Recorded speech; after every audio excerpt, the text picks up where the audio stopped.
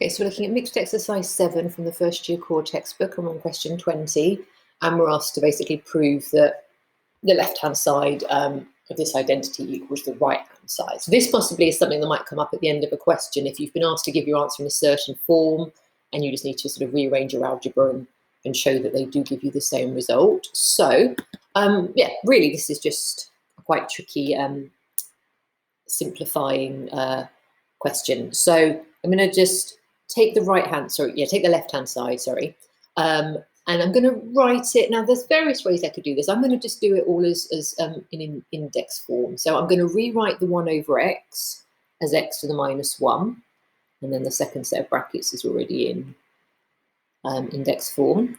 So then I'm going to multiply those brackets out. So I've got x times x to the 4 thirds, and I'm going to put a 1 there just to remind me that x is just x to the power of 1. So if I'm multiplying, I'm adding the powers. So 1 plus 4 thirds is going to be 7 thirds. Then I've got x to the power of 1 times x to the minus 2 thirds. So again, I'm adding. So a power of 1 plus a power of minus 2 thirds is a power of a third. So then I've got minus x to the power of 1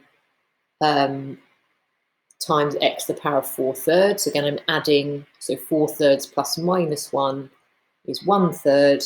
And then I've got x to the power of minus 1 times, so minus x to the power of minus 1 times x to the power of minus 2 thirds. So again, I'm adding, so it's the power of minus 1 minus 2 thirds, or minus 1 plus minus 2 thirds. So that will be minus 5 thirds. So in the middle there, so now let's just hope we can simplify it to what they've got. Well, I've got plus x to the third minus x to the third, so that's fine, they're just cancelling. So I've got x to the 7 thirds minus x to the minus 5 thirds. And then I can sort of look at the result I'm trying to get. Well, so it's looking quite hopeful. We've got 2 terms. And then they've obviously taken out a common factor of x to the third. So let's do that. So if I'm dividing by x to the third, I'm going to subtract. So if I take out x to the third from x to the 7 thirds, 7 thirds minus a third is 6 thirds, which is 2. So that's looking quite good. Then I'm looking at this one. So I'm dividing by x to the minus a third. So if I do minus 5 thirds minus a third, that does give me x to the minus 2. And then that is what they wanted, because obviously 1 over x squared is the same as x to the minus 2. Okay, so I'm going to add a couple of things in. You might have noticed, so I've just automatically been putting the equal sign, but they've used the is identically equal to.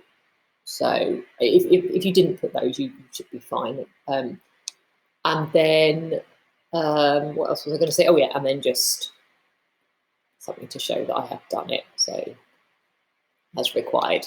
Okay, and obviously when you're trying to get it to a certain form, you can use that. So possibly one of the tricky bits was from this line to this line. But if you look at what you want, what you're trying to get, then that's I mean, to be honest, I could have just copied that from what I was trying to get to. But obviously it's better if you can convince yourself that it does work.